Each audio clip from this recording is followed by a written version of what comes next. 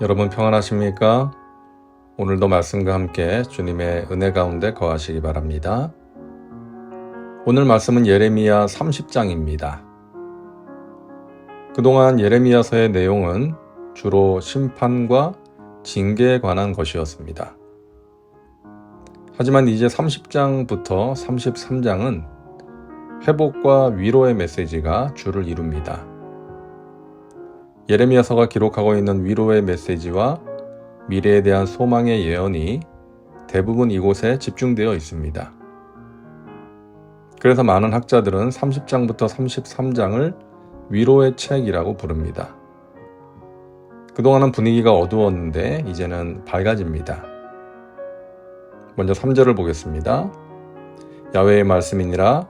보라, 내가 내 백성 이스라엘과 유다의 포로를 돌아가게 할 날이 오리니 내가 그들을 그 조상들에게 준 땅으로 돌아오게 할 것이니 그들이 그 땅을 차지하리라. 야훼께서 말씀하시니라. 이스라엘과 유다의 포로, 그러니까 이미 아수르에게 멸망당해서 끌려간 북왕국 이스라엘과 조만간 바벨론으로 끌려갈 남왕국 유다 백성들 모두를 하나님께서 조국으로 돌아오게 하실 것이라고 말씀하시는 것입니다. 이처럼 그들이 심판을 받는 것은 피할 수 없는 일이지만 그것이 끝이 아니라는 것이죠. 때가 되면 회복의 은혜가 임하게 되는 것입니다. 자녀가 잘못할 때 부모가 때리는데 죽으라고 때리는 부모는 없습니다. 깨닫고 돌이키라는 것이죠. 그리고 때리고 나서 밖으로 쫓아내는 것이 아니라 자녀를 품에 안고 맞아서 부어오른 다리를 만져주는 것입니다. 이것이 부모의 마음이죠. 징계 뒤에 회복이 따르는 것입니다. 그러나 그가 환난에서 구하여 냄을 얻으리로다. 만군의 야훼의 말씀이니라. 그날에 내가 내 목에서 그 멍에를 꺾어버리며 내 포박을 끊으리니 다시는 이방인을 섬기지 않으리라. 그들은 그들의 하나님 야훼를 섬기며 내가 그들을 위하여 세울 그들의 왕 다윗을 섬기리라.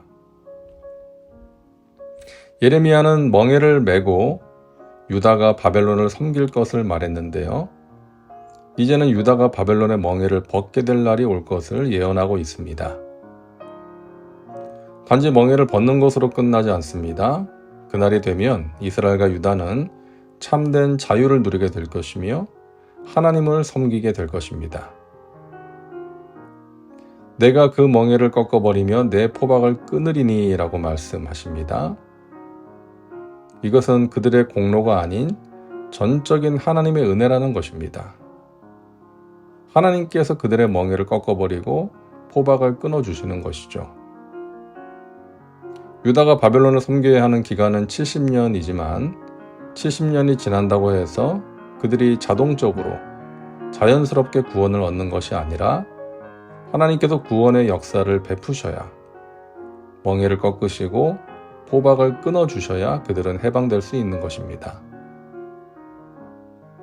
야훼의 말씀이니라. 그러므로 나의 종 야곱아, 너는 두려워하지 말라. 이스라엘아, 놀라지 말라.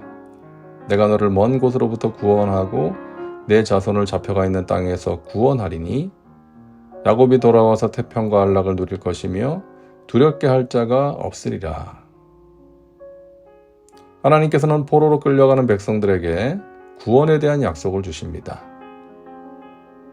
70년이라는 세월이 긴 세월이지만 약속이 있기에 버틸 수가 있고 이겨낼 수가 있는 것이죠. 희망이 있는 것과 없는 것은 하늘과 땅 차이 아닙니까?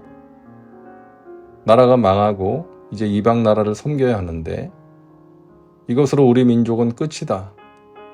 다시 일어설 희망이 없다라고 생각한다면 그야말로 절망인 것이죠. 그러나 때가 차면 하나님께서 우리를 구원하실 것이다. 회복시켜 주실 것이다. 이런 희망이 있으면 힘든 세월을 인내할 수가 있는 것입니다. 하나님께서는 계속해서 희망과 위로의 메시지를 주십니다. 야훼의 말씀이니라. 그들이 쫓겨난 자라 하매 시온을 찾는 자가 없은즉 내가 너의 상처로부터 새 살이 돋아나게 하여 너를 고쳐주리라. 이스라엘과 유다는 깊은 상처를 받았습니다. 물론 그들의 죄 때문이었죠. 고칠 수 없는 불치병에 걸렸고 심각한 부상을 당했습니다. 그들의 상처를 낫게 해줄 약도 없었고 처방도 없었습니다. 그러나 하나님께서는 그들의 상처로부터 새 살이 돋아나게 해서 고쳐주겠다고 말씀하십니다. 하나님이 그들을 치셨기 때문에 그분이 그들을 치료하시지 않는 한 그들을 도와주고 회복시켜줄 존재는 아무도 없는 것입니다. 하나님께서 치료해 주셔야 하는 것이죠. 징계를 내리셨던 하나님이 이제는 치료하는 하나님이 되셨으니 주의 백성들의 불치병은 치유되고 상처는 완치될 것입니다. 자, 회복의 은혜, 그 절정은 무엇입니까? 22절입니다. 너희는 내 백성이 되겠고 나는 너희들의 하나님이 되리라. 바로 이것이죠. 하나님과의 관계 회복입니다. 하나님과 깊이 교제하며 동행하는 것입니다. 그분의 보호하심과 인도하심 가운데 있는 것입니다. 그들에게서 감사하는 소리가 나오고 즐거워하는 자들의 소리가 나오리라. 내가 그들을 번성하게 하리니 그들의 수가 줄어들지 아니하겠고 내가 그들을 존귀하게 하리니 그들은 비천하여지지 아니하리라. 하나님의 치유와 회복의 은혜, 그리고 관계 회복의 은혜로 말미암아 그들에게서 감사하는 소리와 즐거워하는 소리가 나오게 될 것입니다. 더 이상 그들은 비천한 지경에 이르지 않게 될 것입니다. 하나님께서 그들을 번성케 하시고 존귀하게 하실 것이기 때문입니다. 사랑하는 여러분, 우리에게 있어서 가장 중요한 것은 하나님과의 관계입니다. 하나님과의 관계만 든든하게 세워지면 이 세상 그 무엇도 두려울 것이 없는 것입니다. 우리는 존귀한 그분의 자녀입니다. 하나님께서 우리를 존귀하게 하셨습니다. 하나님의 사랑을 받는 자녀로 세워주셨습니다.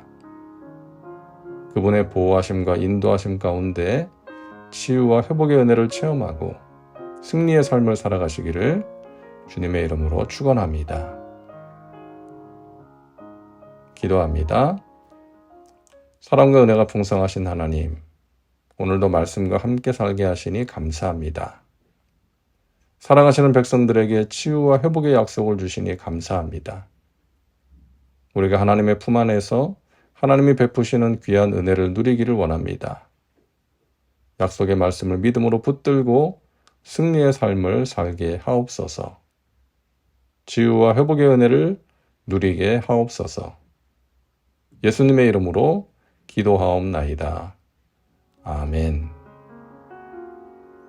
오늘도 말씀과 함께 은혜 가운데 거하시기 바랍니다. 여러분 사랑하고 축복합니다.